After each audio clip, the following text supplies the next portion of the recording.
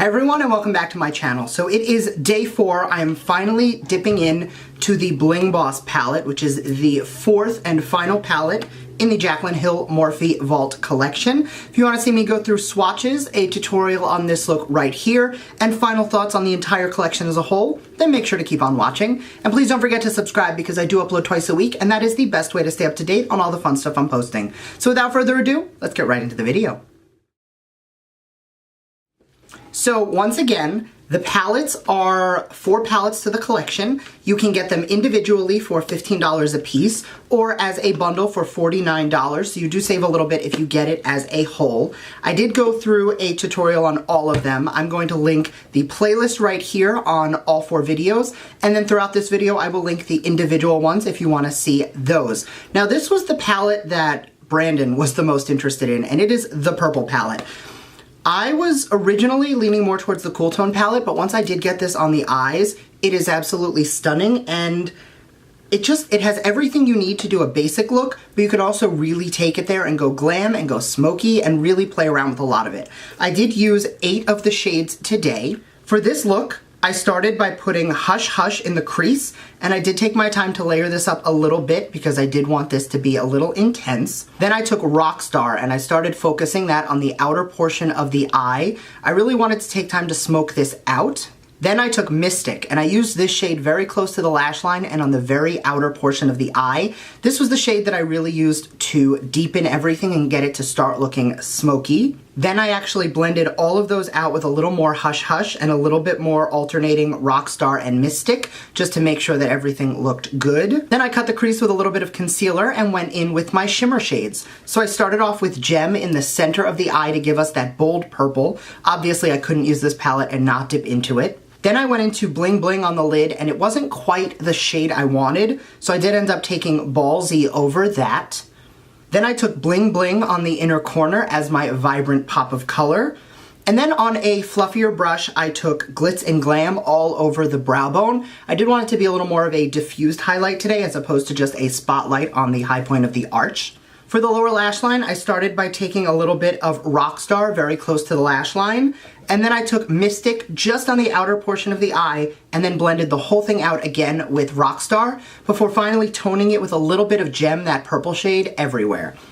So the only shades I didn't use in the palette were Berry Treasure right here, Sparks up here, and Pizzazz right here. I did use 7 of the 10 shades today, and honestly, I think this look came out stunning. I'm so happy with it.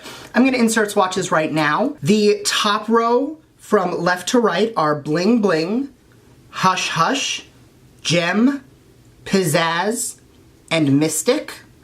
And the bottom row is Sparks, Glitz and Glam, Rockstar, Ballsy, and Berry Treasure. Now, all in all, I did think that this was one of the more blendable palettes. It went on very easily. It smoothly blended. I didn't have any patchiness. I didn't have any issues with pigmentation.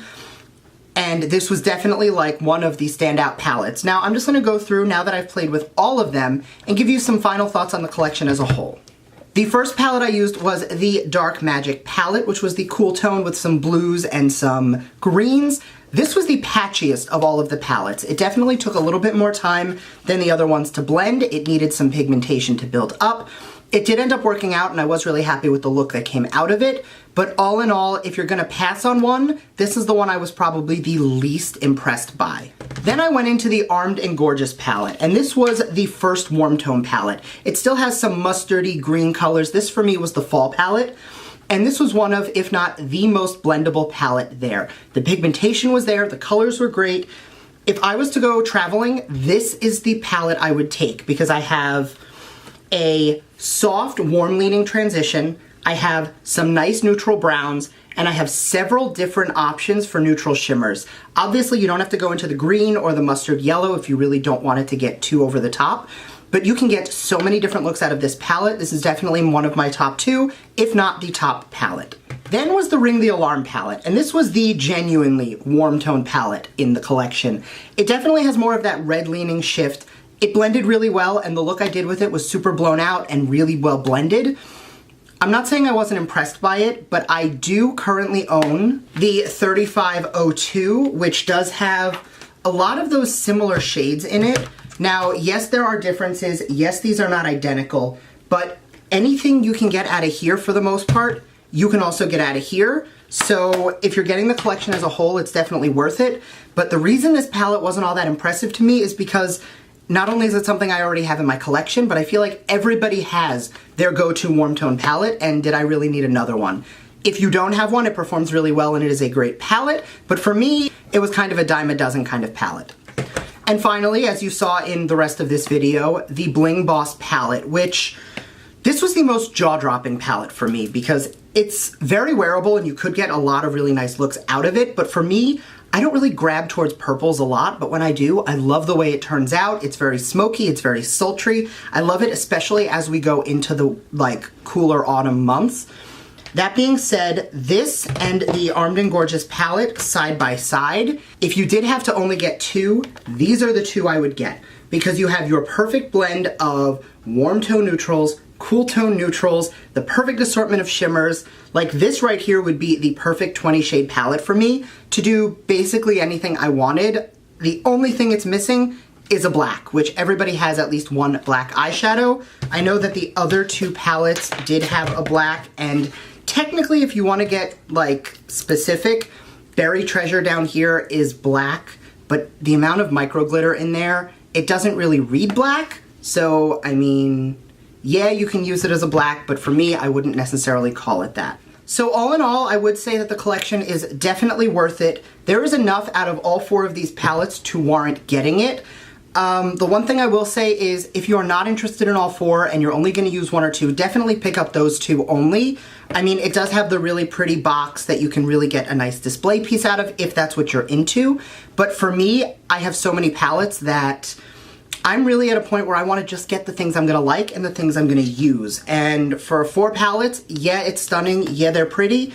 But I probably would have been just okay getting these two. Once again, thank you guys very much for watching. I hope you enjoyed this video. Leave me a comment down below which of these palettes were your favorite and which of the looks were. I'm going to throw up a quick picture of all four looks. We have the Armed and Gorgeous palette, the Dark Magic palette, the Ring the Alarm palette, and the Bling Boss palette.